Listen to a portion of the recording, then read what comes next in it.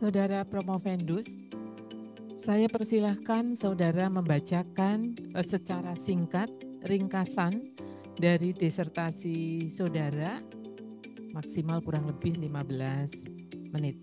Saya, Charles Bonar Sirait, membacakan ringkasan inti dari disertasi saya sebagai berikut dengan judul Dualitas Struktur di balik Praktek Pemberitaan dalam Melanggengkan Eksistensi Korporasi, Analisa Strukturasi Pemberitaan Rancangan Undang-Undang Penyiaran pada Media Massa okezone.com.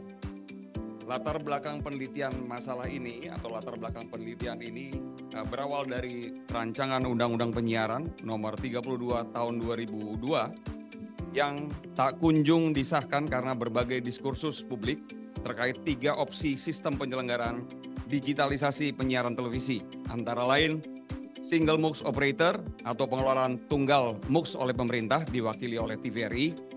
Yang kedua, Multi MUX Operator atau pengelolaan MUX oleh seluruh lembaga penyiaran swasta. Dan yang ketiga adalah Hybrid MUX Operator atau pengelolaan MUX secara campuran baik TVRI maupun lembaga penyiaran. Yang berkembang di akhir-akhir ini, tambahannya di tahun 2024 DPR RI mengajukan penambahan usulan pasal dalam RUU Penyiaran, yaitu jurnalisme investigatif. RUU Penyiaran nomor 32 tidak kunjung disahkan menurut saya dan menurut hasil beberapa data yang saya dapatkan untuk penelitian ini karena RUU Penyiaran merupakan domain yang syarat dengan agenda dan kepentingan. Karena terkait dengan pihak-pihak oligarki atau pemilik modal di industri pertelevisian Indonesia. Membahas RUU Penyiaran 32/2002 perlu memahami pasal 20 Undang-Undang Penyiaran, di mana dijelaskan bahwa lembaga penyiaran swasta, jasa penyiaran radio, dan jasa penyiaran televisi masing-masing hanya dapat menyelenggarakan satu siaran dengan satu saluran siaran pada satu cakupan wilayah siaran. Kedua, hal tersebut menegaskan bahwa model penyelenggaraan digitalisasi penyiaran televisi mendatang di Indonesia adalah Single MUX Operator yang dikelola tunggal oleh pemerintah, dalam hal ini diwakili oleh TVRI. Namun jika hal itu terlaksana, maka TVRI lah yang memiliki peran strategis dan sentral dalam ekosistem penyiaran digital terestrial di Indonesia. Yang menjadi latar belakang dalam permasalahan atau penelitian ini, MNC Group sebagai salah satu televisi swasta yang dibatalkan hak-haknya untuk mengelola Multimux, diputuskan dalam putusan Mahkamah Agung nomor 119/G/2014 PT UN Jakarta. Surat Edaran Menteri Komunikasi Informatika nomor 4 tahun 2005. 3. Surat Pengumuman Direktorat Jenderal Penyelenggaraan Pos Informatika nomor 412/DJPPI 03/2021 tentang seleksi penyelenggaraan multiplexing siaran televisi digital terestrial. Awalnya MNC Group termasuk di dalam Multimux Operator, namun hak sebagai Multimux Operator dibatalkan oleh negara. 33 perusahaan penyiaran yang semula sudah ditunjuk sebagai lembaga Multimux Operator oleh negara, termasuk perusahaan media massa MNC Group, antara lain PT RCTI 1, PT RCTI 10, PT RCTI 15 Aceh, PT GTV 2, PT GTV 7, dan PT Global Informasi Bermutu, serta perusahaan milik konglomerasi media massa lainnya di Indonesia dibatalkan hak-haknya. Aksi perlawanan dan perjuangan MNC Group dimulai. MNC Group kemudian melakukan perlawanan dan perjuangan melalui pemberitaan di media okezone.com. Yang pertama, melalui dominasi wacana pada pemberitaan 12 artikel RUU Penyiaran pada kurun waktu 2017 sampai 2018. Tujuan MNC Group adalah memperjuangkan dan meloloskan sistem Multimux atau Hybrid MUX pada pengesahan RUU Penyiaran dan mendapatkan kembali haknya sebagai lembaga pengelola operator sistem Multimux atau Hybrid MUX yang dibatalkan oleh negara. Carut-marut sistem penyiaran di Indonesia, menurut saya tidak dapat dilepaskan dari sejarah masalah sistem penyiaran itu sendiri. Masalah sistem penyiaran di Indonesia dapat dilihat dari relasi kuasa yang terbangun dalam perkembangan pertelevisian Indonesia sejak televisi lahir pertama kali di Indonesia.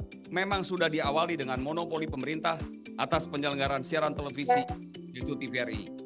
Menurut Yunarsi Nazar, Endah Hutari, Joni Arman Hamid, Yana Sofyan, dan Dewa Akarini, tahun 2019 dalam buku manajemen penyiaran televisi dijelaskan bahwa sejarah pertelevisian Indonesia tidak dapat dipisahkan dari tonggak siaran televisi Indonesia yang sudah dimulai sejak tanggal 4 Agustus tahun 1962 bertepatan dengan pembukaan pesta olahraga Asia atau Asian Games di Senayan.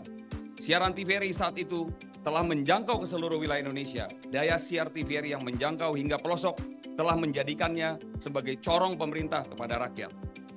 Namun, aspirasi masyarakat sipil agar penyiaran tidak hanya didominasi pemerintah lahir sejak tahun 1989. TVRI mulai mendapatkan pesaing dari beberapa TV swasta lainnya. RCTI, SCTV tahun 1990, TPI tahun 1991, Andalas TV, Antv, dan Indosiar tahun 1994 kemudian hadir. Sampai saat ini, tercatat ada 11 stasiun TV swasta yang mengudara secara nasional, termasuk Trans TV, Global TV, LaTV yang kemudian berubah menjadi TV One, Metro TV, dan Trans 7. Pasca lahirnya beberapa TV swasta tersebut, seiring dengan era reformasi, pemerintah kemudian membuka kebijakan selebar-lebarnya bagi yang disebut kebebasan pers. Hal ini menimbulkan suasana baru di bidang jurnalistik cetak maupun elektronik, tidak terkecuali media televisi. Setio Budi pada bukunya yang berjudul Industri Televisi Swasta Indonesia dalam Perspektif Ekonomi Politik tahun 2004 menjelaskan bahwa dominasi TVRI sebagai media tunggal pemerintah selama 30 tahun di masyarakat mulai runtuh seiring kemunculan TV-TV swasta break yang tadi sudah saya sebutkan.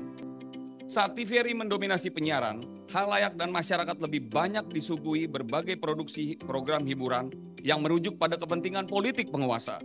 Mulai dari acara hiburan, informasi, sampai pendidikan praktis, semuanya berada dalam wilayah pesan, kepentingan, dan interpretasi tunggal pemerintah.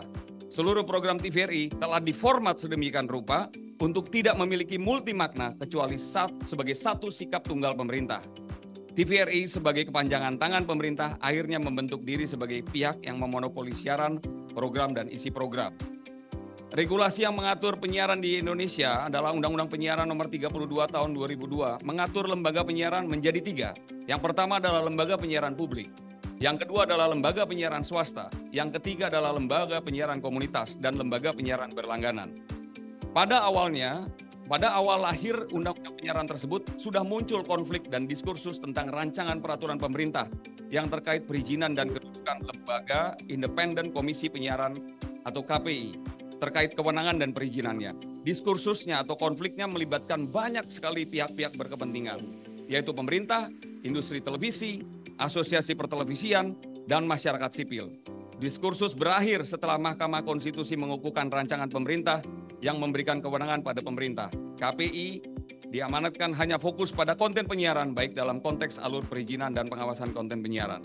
Namun masalah baru timbul setelah sekarang kita mendapatkan teknologi digital dan internet. Dengan dua teknologi tersebut, ternyata memungkinkan penyiaran bisa dilakukan melalui internet dan memberikan peluang saluran penyiaran serta kualitas konten penyiaran yang lebih baik.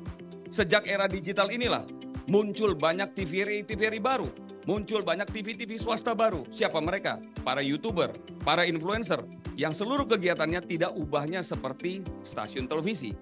Masalah penyiaran yang aktual di Indonesia saat ini adalah kapan batas akhir penyiaran analog atau cut off dan bagaimana sebetulnya pengaturan sistem digital. Masalah ini timbul karena terkait investasi industri televisi termasuk MNC Group yang ternyata sudah menanam modal dan pengembangannya. Sejak awal pengembangan penyiaran dapat disimpulkan pada permasalahan penyiaran di Indonesia selalu saja menyiratkan adanya pertarungan kepentingan publik dan kepentingan korporasi. Permasalahan tersebut kini makin kompleks ketika muncul fenomena aktor-aktor industri televisi menjadi kendala kuasa di lembaga politik. Ekosistem ini makin problematik, yaitu pilihan sistem penyiaran mana sebetulnya yang akan digunakan di Indonesia. Single MUX kah, multi MUX kah, atau hybrid yang akan diputuskan di Undang-Undang Nomor 32 Tahun 2020 tentang penyiaran. Berikut ini adalah dominasi wacana MNC Group yang tampak pada 12 pemberitaan OK Zone tahun 2017 sampai 2018. Peneliti menjadikan data ini sebagai data primer penelitiannya. Senin 23 Oktober, berita pertama tahun 2017, judul pemberitaan Asosiasi Televisi Swasta minta DPR libatkan Dewan Pers membahas RUU Penyiaran. 2. Senin 23 Oktober 2017, terkait RUU Penyiaran, Dewan Pers lakukan kaji rumusan terbaik. 3. Selasa 7 November 2017, catat, konsep Multimux tidak mengurangi digital dividend. 4. Selasa 7 November 2017, ATVSI, Single MUX menciptakan praktik monopoli dan persaingan yang tidak sehat. 5. Rabu 8 November 2017, RUU Penyiaran adalah jalan tengah. 6. Rabu 18 Oktober 2017, konsep Single MUX ancam industri hingga demokrasi penyiaran. Rabu 31 Januari 2018, berita ke-7, belum final, Balek ingatkan pimpinan DPR RUU Penyiaran tidak bisa segera diparipurnakan. 8 Kamis 1 Februari 2018, DPR anggap langgar 4 aturan jika RUU Penyiaran belum rampung diparipurnakan. Kamis 1 Februari 2018, RUU Penyiaran bila gunakan Single MUX akan ada pengangguran besar-besaran. 10 Kamis 1 Februari 2018, Wakil Balek DPR nilai RUU Penyiaran memberi rasa keadilan.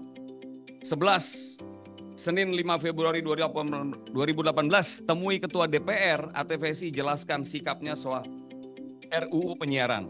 Dan berita ke-12 Selasa 17 April 2018, Bamsud, RUU Penyiaran menjadi RUU prioritas di DPR. Dari data-data tersebut atau apa yang kami sebut sebagai data primer, tergambar sepanjang tahun 2017 sampai 2018. Pertama, upaya MNC Group memarginalkan atau mendiskreditkan sistem penyiaran Single MUX. 2. Keberpihakan MNC Group terhadap sistem penyiaran Multimux atau Hybrid MUX. 3. Bagian dari strategi MNC Group untuk meloloskan sistem Multimux atau Hybrid MUX pada pengesahan RUU Penyiaran. 4. Ini adalah bagian dari strategi MNC Group untuk mendapatkan kembali hak-haknya sebagai lembaga pengelola sistem Multimux atau hybrid yang pernah dicopot oleh pemerintah. Identifikasi masalah dalam penelitian ini. Pertama, MNC Group diduga telah melakukan strukturasi atas Okezone untuk mendukung perlawanan dan perjuangannya meloloskan sistem Multimux atau hybrid MUX pada RUU Penyiaran Indonesia. Kedua, MNC MUX diduga melakukan perjuangan ini sebagai bagian tidak terpisahkan dari perlawanannya atas pembatalan sistem penyiaran Multimux yang sebelumnya telah didapatkan oleh anak usaha kelompok MNC Group yaitu RCTI dan Global TV. Berikutnya, kuasa media MNC Group atas Okezone dalam bingkai strukturasi termasuk di dalamnya relasi kuasa dan struktur diduga adalah penyebab lahirnya 12 pemberitaan RUU Penyiaran yang condong dan berpihak pada sistem Multimux dan Hybrid MUX dan sudah ditayangkan di media massa Okezone sepanjang tahun 2017 sampai 2018. 6. Yang dimaksud dengan struktur adalah struktur MNC Group, yaitu sejumlah peraturan dan sumber daya pada MNC Group dan Okezone.com sebagai sebuah korporasi media massa. 7. Dari 12 pemberitaan RUU Penyiaran yang condong dan berpihak pada sistem Multimux dan Hybrid di media massa Okezone, dapat dianalisa bahwa struktur MNC Group memiliki setidaknya 1. Dominasi, 2. Kekuasaan, 3. Kekuatan, dan 4. Kendali atas isi pemberitaan redaksi Okezone.com. 8. MNC Group sesungguhnya memiliki kekuatan untuk melakukan intervensi dan menentukan isi pemberitaan Okezone.com di mana salah satunya adalah pemberitaan RUU Penyiaran. Yang menjadi masalah penelitian. 1. Bagaimana sebetulnya bentuk perjuangan yang dilakukan oleh MNC Group itu melalui dualitas struktur pada proses pemberitaan RUU Penyiaran. Kedua, bagaimana motif ekonomi politik di balik perjuangan yang dilakukan MNC Group melalui dualitas struktur. Tujuan penelitian mengungkapkan praktik dualitas struktur pada proses pemberitaan RUU Penyiaran. Yang kedua, mengungkapkan motif ekonomi politik pada proses pemberitaan RUU Penyiaran. Manfaat penelitian, manfaat teoritis.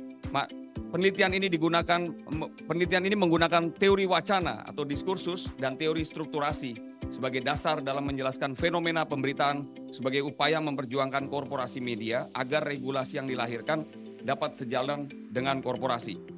Teori strukturasi dalam pandangan Vincent Mosco merupakan salah satu entry point untuk masuk pada bahasan ekonom politik kritikal sehingga dapat menemukan apakah terjadi intervensi kepentingan korporasi pada kepentingan publik. Yang menjadi novelty atau kebaruan dari pemetaan penelitian ini adalah dualitas struktur untuk mendegradasikan kepentingan publik yang anomali dalam pandangan kritis. Diharapkan hasil dan novelty penelitian ini dapat memberikan sumbangsi bagi pengembangan ilmu komunikasi, khususnya kajian teori media baru, kajian ekonomi politik media, dan kajian komunikasi massa.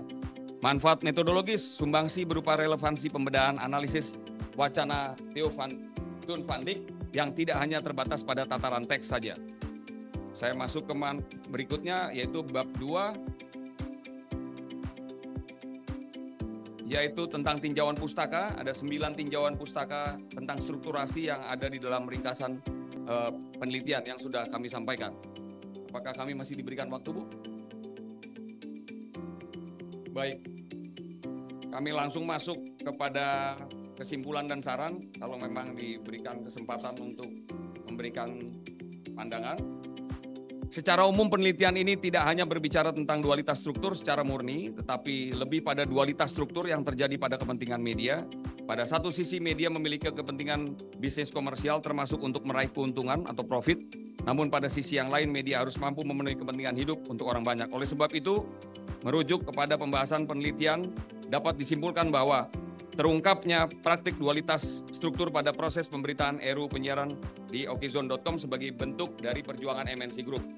MNC Group terbukti melakukan strukturasi pada media massa Okezone. Strukturasi yang digali dalam penelitian ini menggunakan 3 pendekatan dimensi, yaitu struktur signifikasi, struktur dominan, struktur legitimasi. Dampak strukturasi MNC Group melalui dominasi wacana pada media massa okezone.com tergambar dari proses produksi teks 12 artikel pemberitaan RUU penyiaran pada media massa okezone.com. Dominasi wacana MNC Group pada media massa okezone.com dan keberpihakan pada sistem multi-MUX dan hybrid MUX ditunjukkan dengan memarginalkan sistem single MUX. Melalui 12 artikel pemberitaan RUU penyiaran pada media massa Okezone, MNC Group bermaksud menunjukkan dominasi wacana, bentuk perjuangan dan kuasanya dalam melanggengkan kuasa MNC Group dalam rangka mendapatkan kembali hak penyiaran dengan sistem multi-MUX yang pernah didapatkan pada tahun 2015.